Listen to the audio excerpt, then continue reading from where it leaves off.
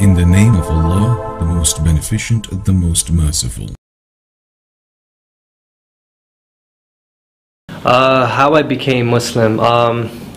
It's going to be about 3 years going on this July, being Muslim. And my journey to Islam was an interesting one because before Islam I used to own a nightclub. And I had this nightclub for about 2 years. And I was 21 when I opened the nightclub. And that club kind of led me more towards Islam. What really happened in that club, we were making a lot of money in that club. I was making anywhere from $10,000 to $30,000 a night, easily on a Friday, Saturday night. And I was very young, making a lot of money at a young age. And the first year of the club, we were doing, very well. Everything was going great, making a lot of money. I was spending a lot of money. I was young, I had money, everything was going great. And coming towards the end of that 1 year, going to the next year, I started going through a lot of issues in the club.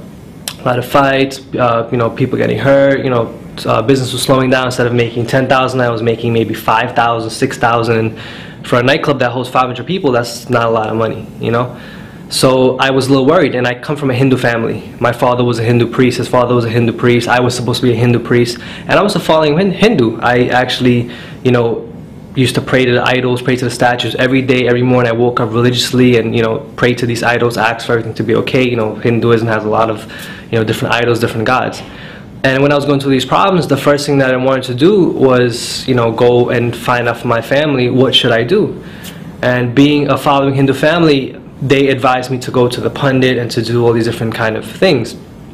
One thing comes from a Hindu family, these pundits, they do a lot of things that involve magic, but they don't think it's magic.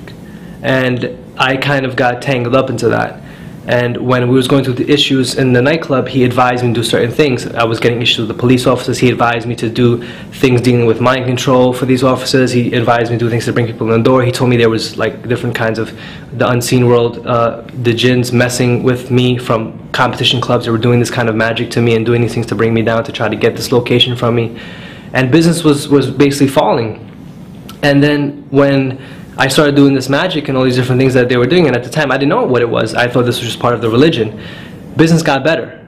It got better, everything started improving, everything started going great. I used to get about 30 summonses a week, and with this magic they all get dismissed, with no problems. Everything was just going great. I did this for a while, and all of a sudden it just stopped working. This was coming close to the end of the 2 years. And it just stopped working, and I didn't know why, and I got upset. It came to the point where it was either I close the nightclub and lose over $800,000, or just fight and go to court and do all these different things, which I did. One weekend I spent over $30,000 in lawyers just, trying to fight, keep this place open. And then I just got fed up. I said, if I'm doing everything that my religion is telling me to do, if I'm praying to all these gods and doing all these things, why is this bad stuff happening to me? I said, I'm a good person, I follow all this stuff, and this is the main thing people say, I'm a good person, and I'm following all these things, why are these bad things happening to me? And I got frustrated, and I said, you know what, take the club. And I left it, and I closed it. And it just so happened a week before these stuff was happening, a friend who was very close with me was with me from the day the club opened. He disappeared for a while. And he was actually learning about Islam. And he showed up that week that all these things were happening to me. He said, what's up? What's going on? I said, everything's okay. Everything's, all these bad stuff is happening. He said, well, listen, I'm looking in this thing called Islam. I said, yeah, Islam, those Muslims, those terrorists, you looking into those things? He said, yeah, they're not what you think they are. I said, really? I said, all right, no problem. I kind of brushed them off, and I went about my business. But then when I finally decided to let the club go and just do all these things, I lost over $800,000. I lost a lot of money, and I was 23 at the time. I lost a lot of money at a young age, and that money is what I worked for. My family's not wealthy. Those were loans, those were credit cards, those were hustling, doing all these things just to get that money. And I got fed up. I said, if I'm doing all these things for God, I'm following God, why is these bad stuff happening to me? For a kid to go from making $10,000, $30,000 a night to be negative, it's hard. And I said, I'm following God, I'm doing all these things. Why did God leave me? And I said, I don't believe in God. That's it. So I started asking questions and say, you know what? If there's a God, I got to find out who this God is. Because right now I don't think there is a God, because I'm doing everything and it's not working. So I started going on this kind of religious quest, if you want to call it. and I started asking a lot of questions. You know, my father had a lot of like Bhagavad Gitas and all these different kinds of books in the house. I started researching them. I looked at Zakir Naik, all these different these da'is and stuff, and I noticed that in Hinduism, even though Hinduism has over 10, 20, 30 whatever gods that they have a god for everything. The scriptures itself, it says God is one, without a shape, without a partner, without anything. These scriptures say this: God has no shape, he has no form, he's a formless supreme being. He has no parents, he has no offsprings. And the Hindu scriptures say that, the Bhagavad Gita, the Upanishads, the Puranas, all scriptures say the exact same thing. But these Hindus, they're following a mythological story. This is what they're doing, and they teach us this, and we grew up with this. This is how I grew up. And I kind of got fed up. I said, okay, if this is not what it is, then what is it? Because I was taught that I'm the greatest of all because I was born a Hindu, and you can't just become a Hindu, you have to be born a Hindu. And I said, okay, if this is not it, let me look Christianity. I said, Christians are cool, they can eat beef, they can eat pork, they can all this stuff's kind of cool. Because I like to eat. So, I thought it was cool. So I looked into it.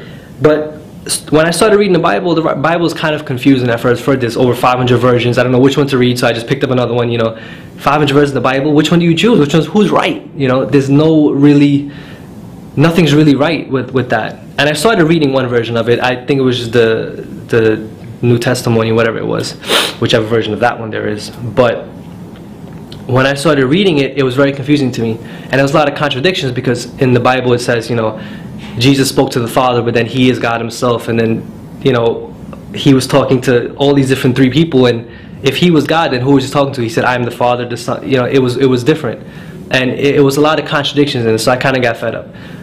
So I went back and I spoke to my friend who was looking into Islam. And he said, let's go check out, let's go get a Quran. So I went, I took a drive down to Brooklyn, and I picked up English translation of the Quran. And if you ever look at the Quran the first time, it's kind of confusing, English translation, because you don't know what's Baqarah, what's Fatiha, what's all these, so you don't know what this is. Like, why am I reading about a cow? What is all this stuff? So I just kind of opened it to some random page. And I don't remember the exact ayah, I have it written down, but what it basically, the ayah said to me was that, it was we who pulled you from the sin in order that you may return to the straight path. If you revert to your sins, we shall revert to your punishment. We shall revert to our punishment. And I don't remember what ayah it was. I think it was Imran, but I'm not sure. But it spoke to me. It says, it is we who have pulled you from the sin in order that you may return to the straight path. If it wasn't for our favor upon you, you would have been in the same fire as them. And these are kind of like the context it said. And this is the first thing I ever read in the Quran. And it was just a random page. So I said, wow, what is this? So I started doing research. I started researching the miracles of the Quran, all these different things. And I came across something, called the jinn.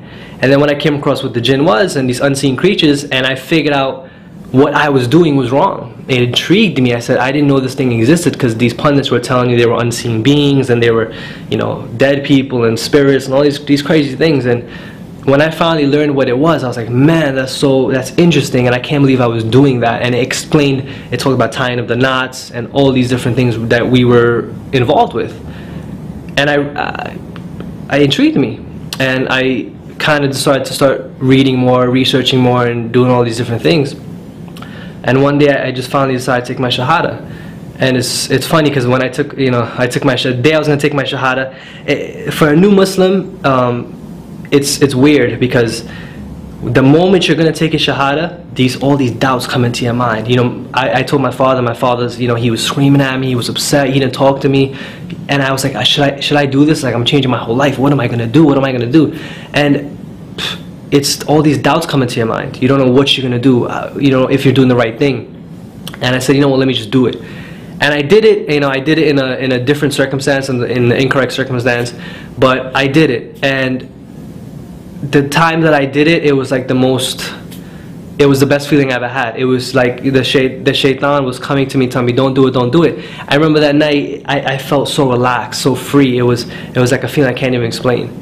And my wife also became Muslim. I was with her before that. She is going to be 2 years Muslim now, this June. And it was funny, from that club, I became Muslim. My wife, she used to work for me at the club, she became Muslim. We had one of the dancers from the club became Muslim, and my friend became Muslim. So all from that bad thing, that pinnacle of sin, cheating people, liquor, drugs, intoxicants, whatever it may be, 4 people became Muslim. And that's my story in a nutshell. You know, there's more details to it, but in a nutshell, that's basically how it happened.